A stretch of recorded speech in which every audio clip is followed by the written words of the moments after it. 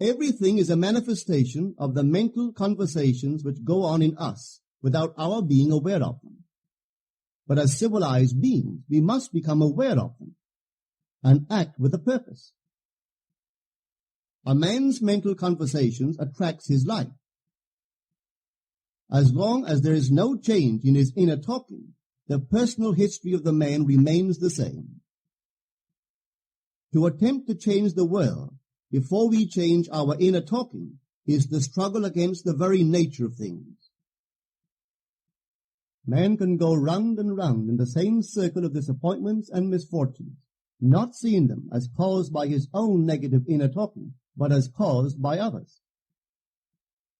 This may seem far-fetched, but it is a matter which lends itself to research and experiment. The formula the chemist illustrates is not more certainly provable than the formula of this science by which words are clothed in objective reality. One day a girl told me of her difficulties in working with her employer.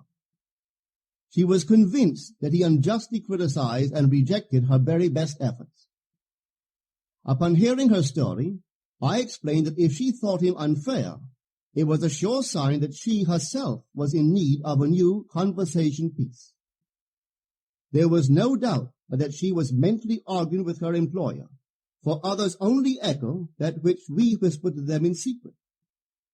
She confessed that she argued with him mentally all day long. When she realized what she had been doing, she agreed to change her inner conversations with her employer. She imagined that he had congratulated her on her fine work, and that she, in turn, had thanked him for his praise and kindness. To her great delight, she soon discovered that her own attitude was the cause of all that befell her. The behavior of her employer reversed itself. It echoed, as it had always done, her mental conversations with him. I rarely see a person alone without wondering to what conversation piece is he tied, on what mysterious track is he walking. We must begin to take life consciously, for the solution of all problems lies just in this. The second man, the Lord from heaven in all of us, is trying to become self-conscious in the body, that he may be about his Father's business. What are his labors? To imitate his Father, to become master of the Word, master of his inner talking, that he may mold this world of ours into a likeness with the kingdom of love. The prophet said, "Be ye imitators of God as dear children." How would I imitate God? Well, we are told that God calls things that are not seen as though they were seen, and the unseen become seen. This is the way the girl called forth praise and kindness from her employer. She carried on an imaginary conversation with her employer from the premise that he had praised her work, and he did. Our inner conversations represent in various ways the world we live in. Our individual worlds are self-revelations of our own inner speech. We are told that every idle word that men shall speak, they shall give account thereof. For by their words they shall be justified, and by their words they shall be condemned. We abandon ourselves to negative inner talking, yet expect to retain command of life.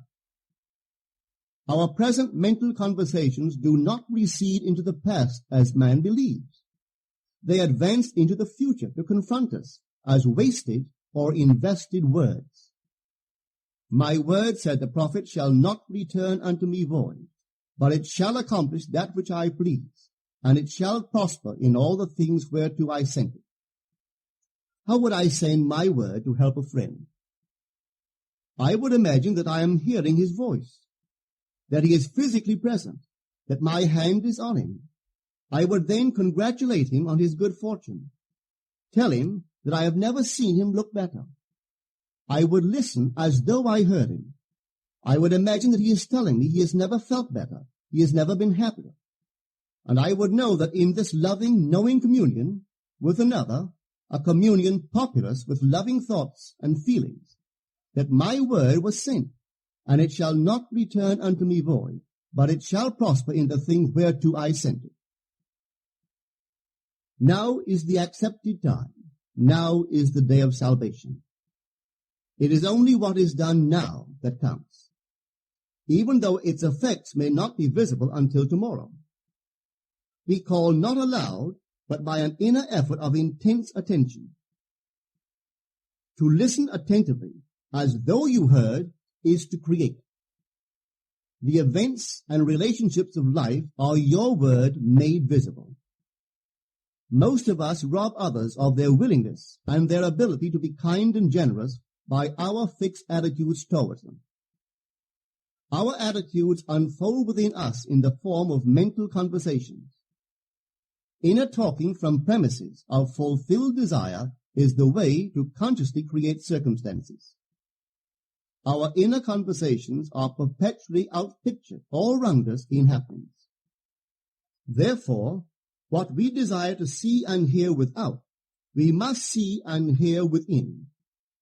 For the whole manifested world goes to show us what use we have made of the word. If you practice this art of controlled inner speaking, you too will know what a thrill it is to be able to say, and now I have told you before it come to pass, that when it is come to pass, ye might believe. You will be able to consciously use your imagination to transform and channel the immense creative energies of your inner speech from the mental, emotional level to the physical level. And I do not know what limits, if any, there are to such a process. What is your aim?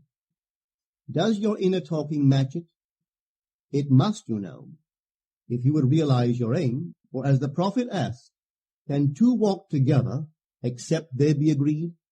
And of course the answer is no, they cannot. The two who must agree are your inner conversation and the state desired. That is, what you desire to see and hear without, you must see and hear within. Every stage of man's progress is made by the conscious exercise of his imagination, matching his inner speech to his fulfilled desire. As we control our inner talking, matching it to our fulfilled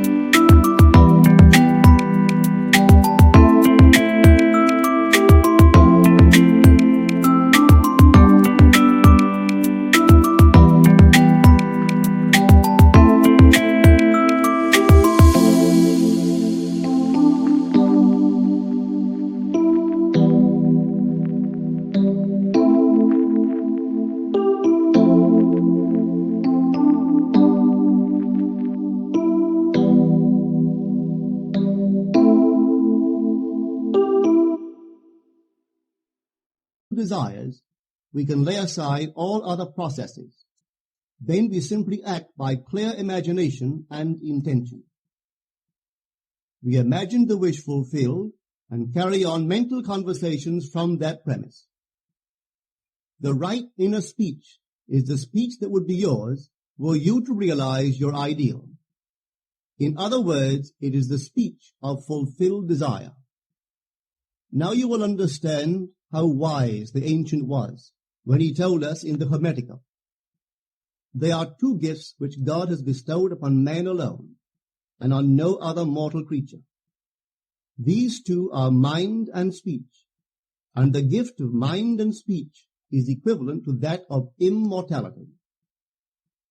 If a man uses these two gifts rightly, he will differ in nothing from the immortals. And when he quits his body, mind and speech will be his guides.